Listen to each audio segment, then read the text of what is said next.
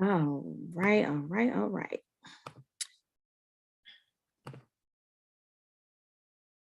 All right. Good evening, good evening, good evening. I'm so excited. This is our very first live Friday live workshop where we're having coaches come in for the wind writing workshop. Um, I am TC McKoy, the voice, and I am here with Miss Kimberly Cousins. You got to work with me, y'all. Okay. Because I was getting ready to say something else. So I am here with Miss Kimberly Cousins, and she is a phenomenal writer, ghostwriter, editor. Um, if I can just give you a little backstory, because we're going to jump right in so that she can share all the wealth of information and knowledge that she possesses. But I was just exploring my time of writing, and I just jotted down something and I said, oh, this is really good, and I knew that she did writing. And so I sent it over to her. And when she sent me that thing back edited, y'all, oh my God, she leveled it up in a way I don't even think I've ever been able to put into words. And this is like 15, 20 years, probably 20 years ago. And she's been in the industry that long. So I'm just super excited because I'm like, I don't know, I feel like she's my mentor. She's been my mentor from afar that I've just looked up to. She does everything with just such great humility and class. And I know that we are all going to learn so much from her tonight. And so I want you to get your pen, get your paper. You do not want to miss anything that is said, and make sure that you save this, that you like, that you share, that you also subscribe if you have not subscribed to the YouTube page. And for all of my Wind Writers Summer Cohort 2022, take it all in. I have your questions and I'm going to ask every one of them. I've already forewarned her. So without further ado, I just want to again welcome you all to Friday Live with TC McKoy, the voice, where we are here to watch, learn, and explore the world of writing. And tonight we are exploring the world of writing with Miss Kimberly Cousins. So welcome, Miss Kimberly. Thank you for having me, Tiff. I appreciate it. Thank you so much. Yes, absolutely. I am honored to especially to just have you on my first live with the experts. So why don't you tell us just a little bit of your background, so just that the people who are watching will get an understanding of who you are and what your expertise is in. Okay, so I have been a ghostwriter, I think you said it right, about 20 so years. It started out as kind of like a hobby. I've always loved to read books. I've always been a book nerd, always liked to write poems, journals, all those types of things. And then I began just kind of writing books or helping others to write their books on the side. And eventually I turned it into my own business called Right Touch Publications. And so I've been doing that ever since with my own business. I've written a couple of books for myself, but most of the books all the other books that I've written have been for other authors. Okay. Well, there you have it. 20 plus years in the game, in the world of writing. And like I said, she's very humble in her presentation. So we're gonna see, I'm gonna let you see what she has under her belt. We're gonna get in. We have a lot of questions for her. So the first question is really a foundational question just for people who are starting out, right? So what do you say to people who want to write or feel they have something to say, a story of some sort that they want to share, but they're like on the fence or there's some apprehension there. A lot of people say, I'm not a writer. I don't think I would be a good writer. What do you say to those people, or how do you get them to take the leap or get closer to taking it? Well, this is the thing that I tell people. You put yourself in a corner before you even begin by saying you're not a writer. If you have a story to tell, the way that you start getting into writer's block or that apprehension and things like that is you begin trying to write like a writer instead of just recording your story. First major part of writing a book is just getting everything down on paper. Or even if you feel like you're too busy or you're driving in a car or something, just hit record on your phone. Just begin recording your story, and then you can always go back and transcribe it later. So don't begin the process by saying I'm not a writer. We're not even at that stage yet. We have people, you have editors, you have ghostwriters, all types of professionals to help you iron those things out. The first initial, most important step is to just record the story. Okay, so here I go, because you be opening up stuff here. So I just want to, like we see all of these major books, these major authors coming from speakers, celebrities, whoever, like, are they really writing these books? Not all. Say that again, because not all. I'll say most no. Most of them no. For one thing, writing a book is very time consuming. I will tell anyone that it can be very time consuming. You do have people who say they sit down overnight and write a book. I've never been that blessed. I've sat down and in one night, like written multiple chapters, but I've never like been able to like just complete a whole book. So most of them know, but no, they don't write their own book, but the audience will never know that because as ghostwriters, we have to sign non-disclosure agreements. Okay. So there are people that I've written books for that I won't be able to say. That's mine, really. Yeah.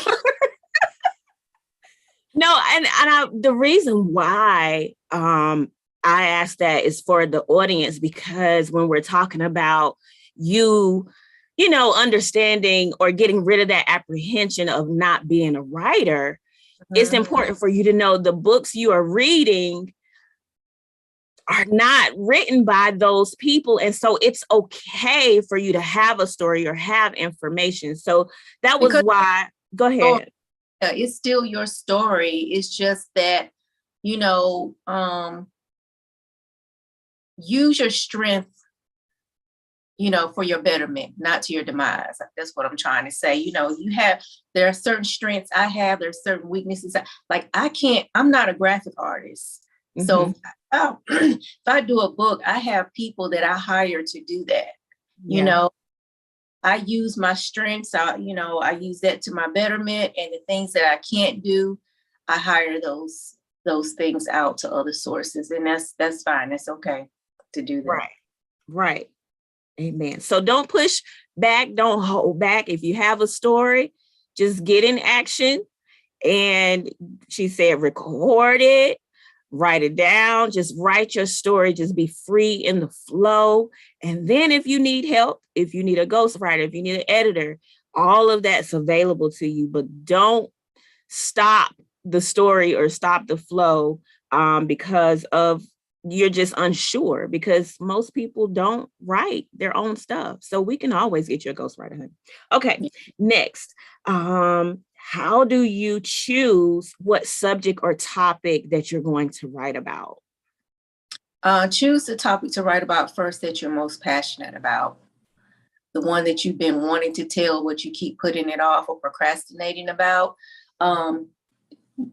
Choose that one first, because you're going to be more passionate about it. As you begin writing about it, you're less inclined to start, because that's the story that you've been wanting to get out for a while. That's great. That's great advice. Okay, so that's how you choose a subject or topic. And I think that's wonderful. the next question is, how do you choose what genre you'll find yourself? Like, how do you know what genre you're in? And let me just also, you can always add yourself in personally. Do you choose a genre and then write? Or do you write, and then say, this is where it fits? And how do I know where it fits? Well, what works for me is to just write. I don't choose a genre. Well, I will say if I'm writing a story that's not true, of course I know that's going to be fiction. Right. And then subcategories, like, is it a romance novel? Is it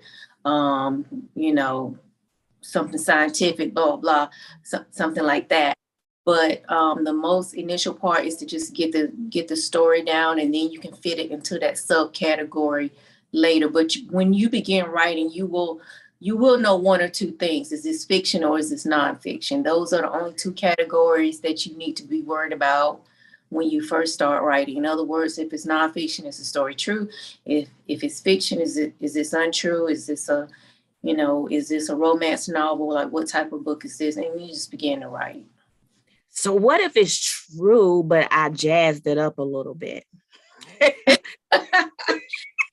It would be, as they say in the movies, based on real events. The names and certain subject matter has been changed to protect both the guilty and innocent.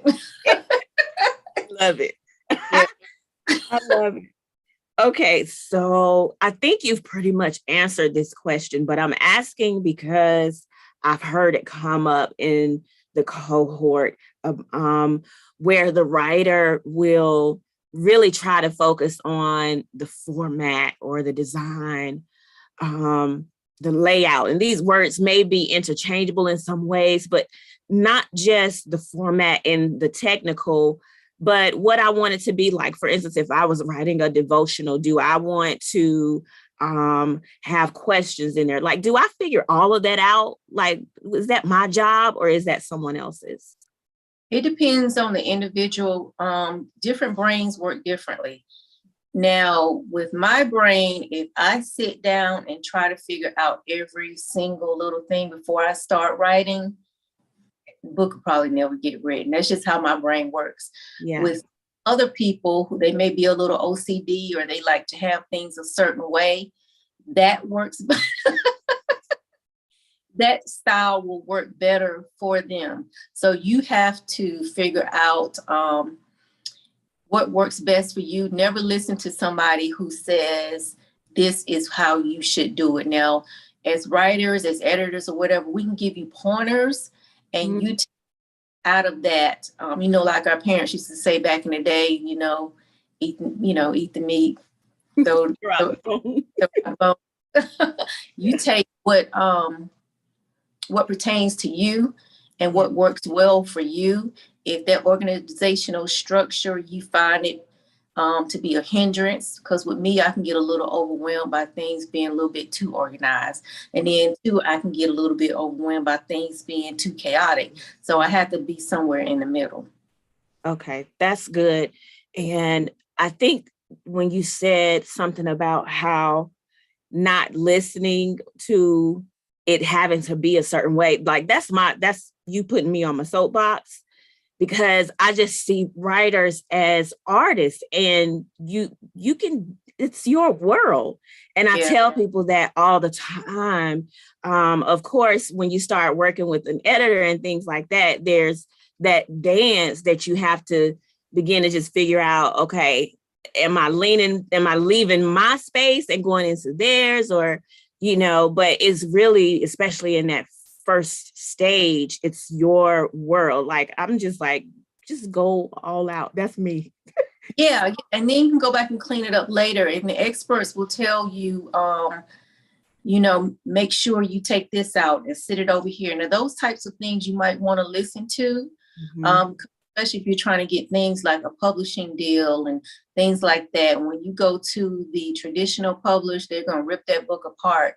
Now, if they have a good editor, it'll still sound like you, the author. That's one thing about making sure you have the correct editor, because you don't want to get the book back after it's edited and it sounds like someone totally different, doesn't sound like you.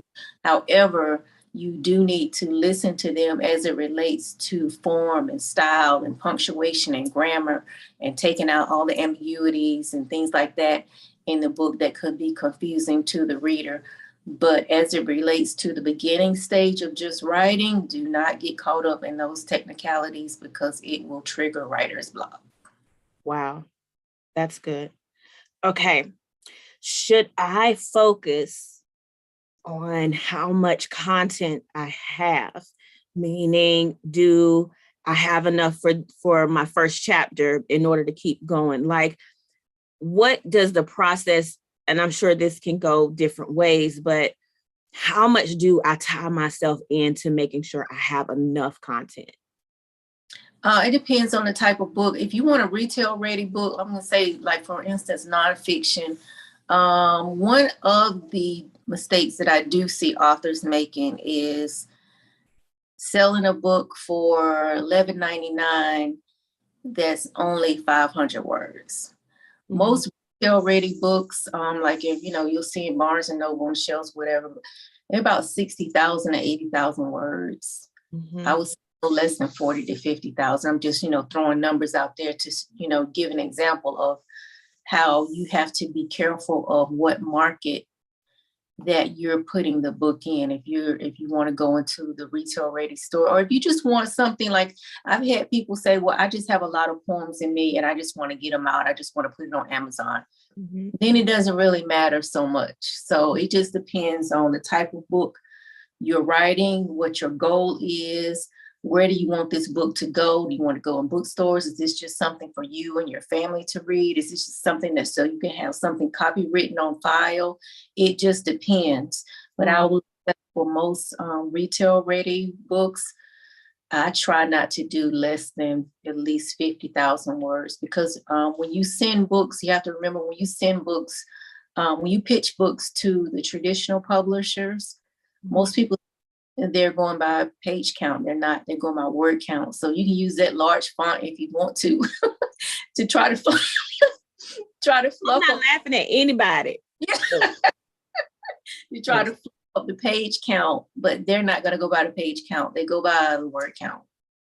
That's good. And I'm really not laughing, because whatever your message is and however long it ends up being, that's wonderful. But you don't have to do anything extra. Just put it out the way it is, sell it for, make it, what she said, market or retail ready. What they call it, market value, whatever it would be based on what you have. Just keep it at that. That's good. That's good information. And she did say that if you send it to big publishers, they're going to rip your book apart. I just literally felt that. And I was like, okay, I'm going to have like 4 or 5 editors on deck. Okay, so my next question is about outlines. And I just have people just all over the place with outlines. Some people do really well with them. They want it, they do it, and they use it. Mm-hmm. And then there are other people who, I don't care what you say. I don't care how much you tell me how important it is. That's just not how I flow. What do you think is, like, what's the importance of an outline? And is it necessary? I really want to look at those who just go into the flow, they just flow. Can it be any benefit to them if they really lean into an outline? I think an outline is beneficial. Now, there are times that I have written without an outline, but that's just because once I began, I kind of found myself just kind of in my groove with it, and I just kept going. I didn't want to mess up the flow. Mm-hmm. But then there are other times when I sat down and I said, okay, I want to make sure that these are the topics that I cover in this book. So I would write down chapter 1, chapter 2, chapter 3, and I would name each of those chapters or whatever. And then you can always go back and change those chapters. You can also make chapter 2, chapter 4. But the important thing is to at least get it down, and then make notes underneath each chapter title or each topic title regarding what you want to discuss underneath each of those topics. If you don't want to do a full outline like we learned in school, Roman numeral 1, Roman numeral, if you don't if you don't want to do it that way, it just depends on how you want to do your outline. You don't have to do it like everyone else does it, as long as there's some type of organizational structure, because what you don't want to do is have all these bright ideas and then you forget them because you didn't write them down. Now you just ended with a mic drop right there. Cause I can't even touch that. So you think it's not going to happen. Oh, I'm not going to forget that. I've said that before and I'm like, oh man, I had a great idea. What was it? Mm-hmm. Oh, that broke me. So yeah, you don't want to get caught up in the excitement of knowing what you want to write. And then you get home and sit down and write it. And you just start writing it and then you forget what ideas were. Yeah, and I do like you. I want to reemphasize where you talked about, even though you did an outline, it's not set in stone. You can always go back and revise it or take what you have and rearrange it. I like that because I think sometimes that's the mental block for outlines. It's like, I want to be open. I'm creative. I'm an artist. And I used to be that way. But then when I wrote a book in 30 days because I used an outline, I was like, okay, where have you been all my life? It's not branded. And people think, okay, if I name it this, I might not want to. Okay, you can change it later. Mm-hmm. Just so you don't forget those wonderful ideas, because you know how when we're excited, I mean, we have some great ideas, but you're not going to remember all that stuff once you begin the writing process. So this is something to help, get your ideas down so you can go back and look at them as a reference when you forget certain things that you remember that you want to, you might remember like later on, oh, there was something I wanted to talk about. What was that? If you didn't write it down, you're probably not going to remember what that is. But if you have it written down, you can refer back to those notes. That's good. You just open up something else and then we're going to move on because we got a few more. But you just open up something else for me, which is really big because I have ADHD. If y'all can't tell, I'm really excited, extra dramatic and all that type of stuff in my head. And my head go all over the place. So when you said that, you showed me personally, like I just got my breakthrough, that there are these phases, and there's really a phase where everything's kind of just turning over in you, and you need to get those things turning over on paper, and we call it an outline, but at least getting it in because that's the space that you're in. But what you said that triggered it is when you start the writing process, it's like we shift as an artist, and I'm thinking, I say that I really believe that we're artists. So I think about artists and being on the road with artists. I see the difference of when they're preparing and then how when it's in action time and they're really on the stage, they're two totally different places. Yeah. So preparation is definitely needed, even in those cases for sure. So you just open that up for me. I hope that by you saying that for others or me elaborating that, others who are just like, let me flow, will grab a hold of that and just grow from that. Okay. What is and this was my question because I'm just nosy and I like knowing stuff. What is your personal process like?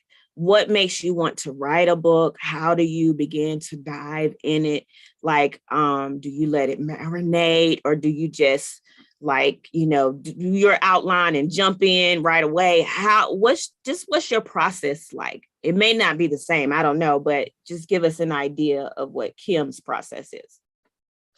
Okay, this may sound a little weird. But when I have an idea of a book that I want to write personally, or sometimes with someone else, I oftentimes will put my headphones in and listen to music. Mm. And I don't know what it is about music, but it just gets me going. And I sit there. With me, in order to flow creatively in the beginning process, I have to have a physical pen and pad, because the computer, that doesn't do it for me. So I have to have a physical pen and piece of paper where I jot down things as they flow while I'm listening to music, or just sitting in silence, or just going through. I always write the initial outline by hand first. I don't know why, but that just works for me. Or even if I don't do an outline, if I'm doing notes, I always write them by hand first. So that's just work. That's what just works for me. So Yeah. Yeah. Wow, that's good. It's just always, to me, it's just interesting to know, because if you don't explore what others are doing, you may be like you said, oh, that's weird. But like, I have to put on some type of music. It just zones me out and zones me in. Right. Right. Right. So I totally get that. But I think it helps people like, oh yeah, I do that. That's, and you feel better and more confident in your process. But it's your process too. So if it's not that, she has her own thing, like she writes first.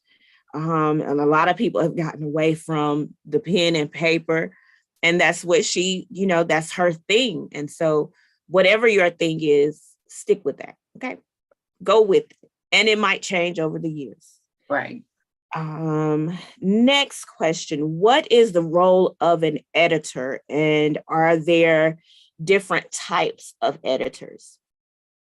Yes. So I remember when I worked for a publishing house as a freelancer.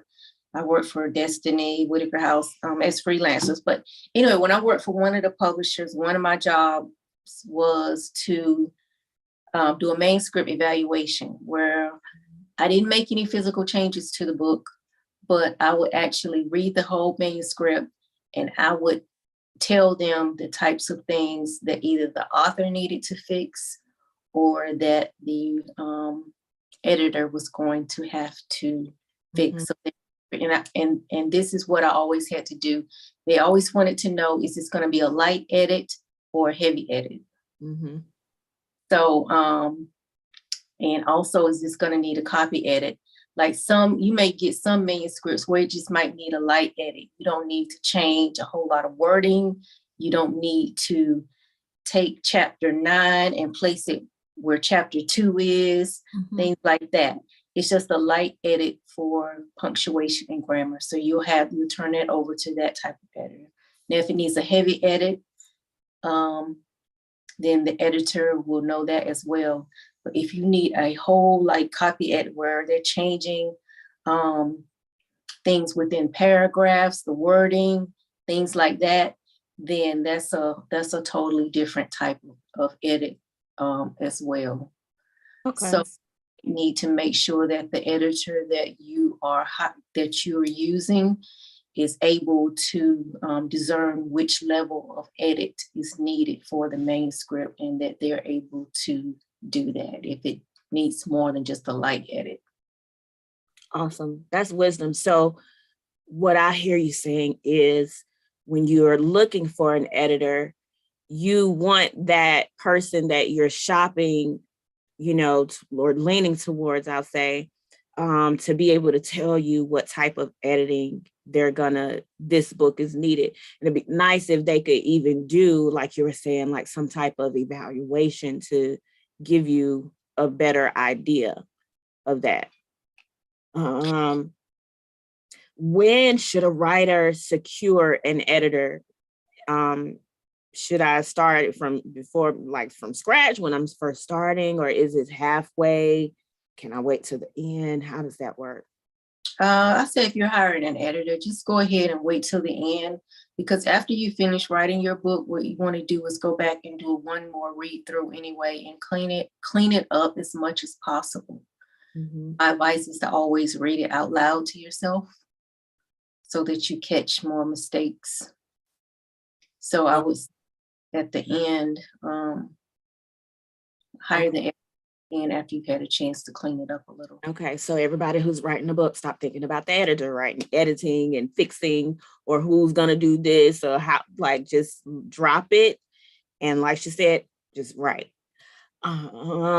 So is there a safe budget a writer can be prepared for when it comes to editing? It may be less or it may end up being greater, but is there a safe space for me to be prepared for that part or that phase of my process? I would say it costs more depending on the expertise of the editor. Mm. So keep that in mind. So the expertise of the editor and also the word count. Some editors go by per hour, but Mhm. most of them, I say a lot of them is like usually by word count, but some of them is by the hour. So those are discussions that you need to have up front with the editor, and also know the scale of the editor that you're hiring. So Mhm. you don't want to offend somebody by saying, hey, can you edit this? Give you about $150, you know, and it's 80,000 work, you don't want to do it. So Yeah. just the scale of the editor that you're hiring for your project, know how they charge, um, know your word count, know your page count, and know if whether or not, let the editor know up front whether or not you want them to change some things as it relates to wording and things like that. That's good. Okay, I'm gonna skip around. At what point do you, because you've done ghostwriting, at what point do you think a writer needs to look into, explore, or just go ahead and be like, I need a ghostwriter? Like, how do I know that I need that? Because, like we all have, I'm sure, read some books where we were like, I can't follow, I can't, what is happening here? Yeah. So how do I know, me though, as a writer, that I should probably maybe look into that? I would say, well, you mentioned earlier about some of the more famous people who don't write their own books. What's the major motivation of them not writing their books is time constraints. They don't have time. So Mhm. you're one of those people, you keep starting and stopping and you just don't have time. Many people, they just have busy lives. Even if you hire a ghostwriter, however, you're still going to have to make time to either put something in a recording to send to them or to email to them or something like that. But you won't be tasked with, the tedious task of having to actually sit down, word it correctly, make sure everything makes sense, make sure that the reader understands the storyline, because the ghostwriter will take care of all that for you. So I would say time constraints and if it's within your budget to do so. Mhm. And what are your give us 5 tips for writers who are dealing with writer's block? Okay, so I actually have those here in my little book here, How to Write a Book. I'm not ashamed to plug that. Go ahead. So let me, I'm gonna just read what I put, because I do have 5 tips here. It says, okay, so the first one is to just walk away for a minute, because what happens is, we sit down and our eyes get tired and we get writer's block because we basically have writer's fatigue. So it's okay to just get up. Don't force it. Just get up and walk away for a minute. Mhm. Number 2, change your surroundings. If you're in a place where there's a lot of distractions, kids running around, families over,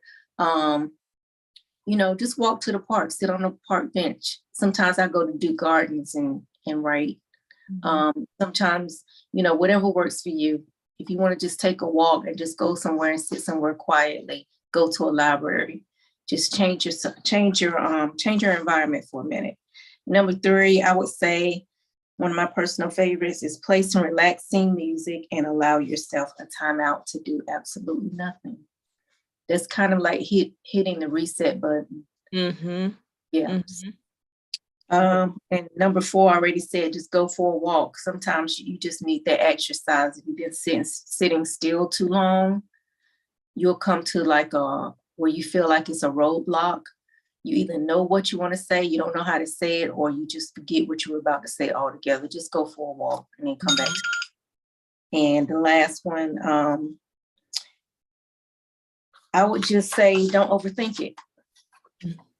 Don't overthink it. It's okay to take a break. We all experience, even the most experienced writers experience writer's block. I haven't met one who has never experienced writer's block before. So just don't overthink it. Yeah. Yeah. Those are excellent. Thank you so much for that. And you all got that right out of her book. She's going to tell you about it in a few minutes. Okay. So I want to ask a couple of these questions for one of the cohort members of the cohort. So she wants to know, what are some key considerations for writing a bestseller? Oh man, that's a tough one, because most of the people who I know have written bestsellers didn't know it was going to be a bestseller. Unless there was somebody famous, like, of course, Michelle Obama's and, those people. But most of the people who just kind of like stumbled upon a bestseller, I would say you better your chances by being authentic in your writing and in your story.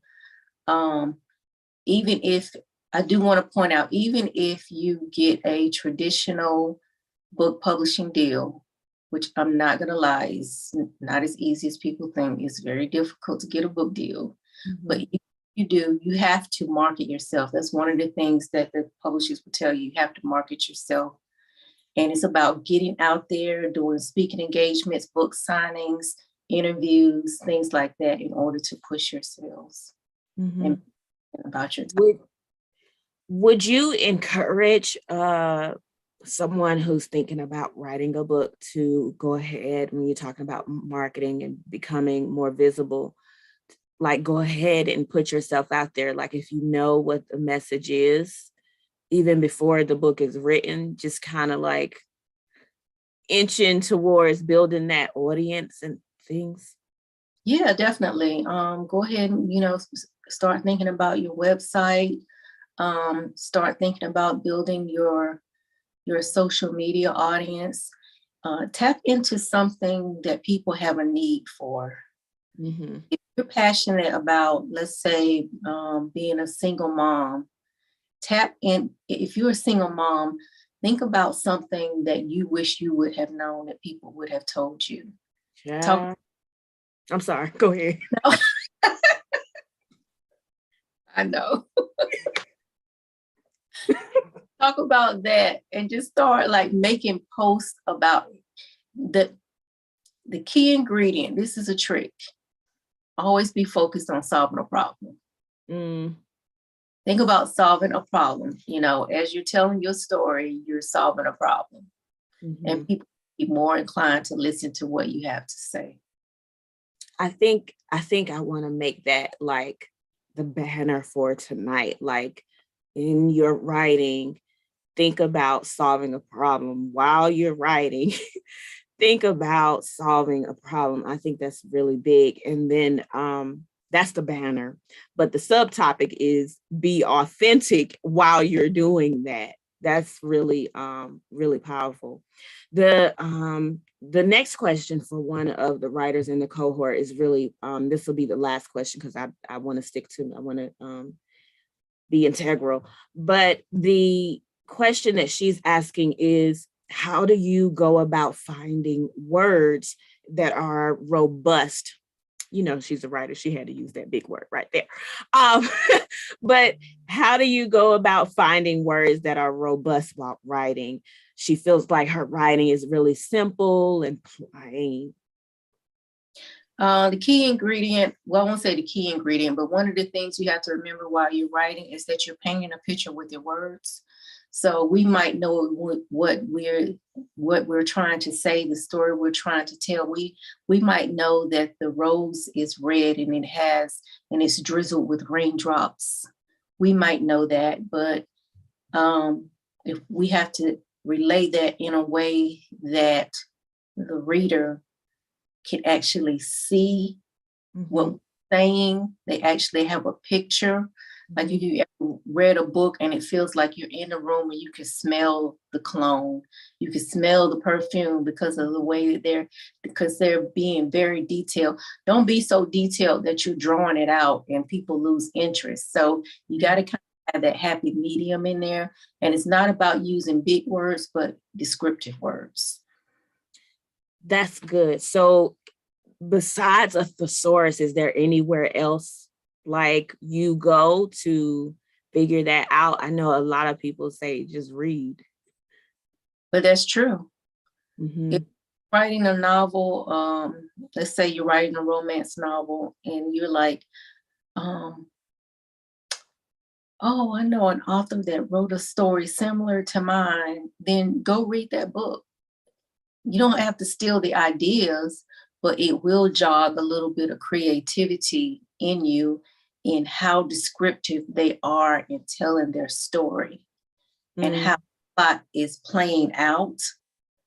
And you can take some of those pointers for yourself, because it is advantageous to use descriptive words instead of long drawn out sentences, because you got to remember our attention span as readers is not that high. So you want to be descriptive, but you don't want to also fall into the abyss of saying, oh, this is a nice word, this is a big word, Yes. That could backfire too. So just be descriptive. It does, like I said, it's not about using big words, but descriptive words and being creative in how you pull that sentence together, because you want to pull that reader into the room. If you're writing a scary story, you want to make that person afraid to go to bed with the lights on, without the lights on at night. That's how well you want to write, So you have to just be very descriptive, and you can get some ideas by reading other people's things without stealing their ideas. Awesome. Wow. Like I could go on for another 10, 15 minutes, but I'm going to stop here. We may have to have you come back a little later in the year. But this has been good. Like if y'all didn't get anything from this, you just won't paying attention, because there's so many things, but the main thing, like I said, is, and then when you said painting a picture with words, I don't know if that's somebody else's quote, but honey, if that's yours, you need to put that somewhere. Paint that, huh? Maybe I should put it on a t-shirt. Please. Yeah, that's awesome. And like, I know who wrote that, who gave that question. And so you can keep it simple, not overthink it, but just let me see it. And I'll be honest, that's really where I struggle. So when I send you the book that I'm working on right now, Kimberly, you're going to have to help me with that part. I already know that, because I just want to stay true to just my story and just, just put it out there. But that's awesome. Thank you so much. I hope that you all got what you needed, what you can use. Like she said, take the meat, spit out the bone. And you can tell this woman is a writer, honey, because her stuff is sticking. Okay, so what I want you to do really quickly, because we're over time, is just leave us with a thought and tell us how we can reach you for services and what services those are. Okay, I would say. And sorry, I don't mean to cut you off. Tell us about your books too, where you can get your books. Oh, okay. This book, I wrote a book on how to write a book. You can get that on Amazon. And then it's also a book, No, You're Not Crazy. Get Up and Get Your Happy Back. Talks about a little bit about my story, things I've gone through, just to kind of encourage the ladies, keep chin up. Mm-hmm. So I can be contacted on my website, righttouchpub.com. That's WRITETOUCHPUB, Right Touch Pub or Right Touch Publications, righttouchpub.com. And the email info@righttouchpub.com. Awesome, awesome, awesome. And so we are closing out. You just watched or joined the Friday Live with TC McKoy, The Voice, where we watch, learn, and explore the world of writing. And tonight we did that with Miss Kimberly Cousins, who is a ghostwriter and editor. So really reach out to her. I'm sure if you have more questions, she may charge you, and that's okay. But you hit her up and ask them, and I'm sure she has the answers. And if you need an editor, this is I'm gonna just put it out there. This is my editor for my book that I'm working on right now. I don't even think she just found that out.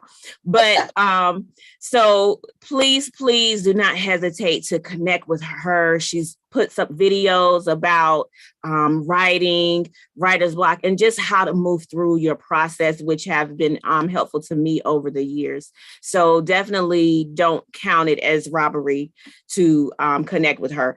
We're out of here. Thank you so much to all of my win writers. Shout out to you, summer cohort 2022 specifically. And we will see you in 4 weeks back here with another expert to explore. Bye.